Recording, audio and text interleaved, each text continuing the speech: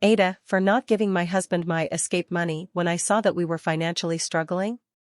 I 34F have recently ran into a situation with my husband 37M and am curious about if I am the AH here or not.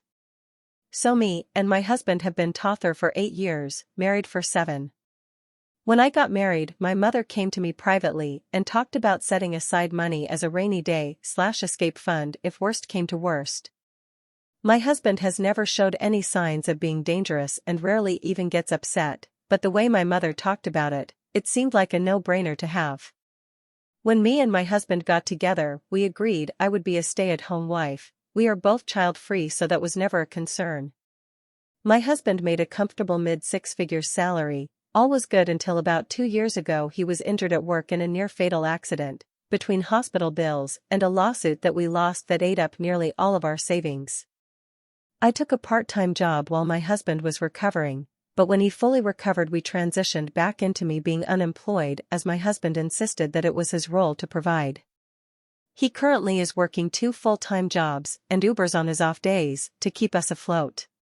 Here is where I might be the AH. I do all of the expense managing and have continued to put money into my escape account, although I significantly decreased from $750 a month to just $200 a month.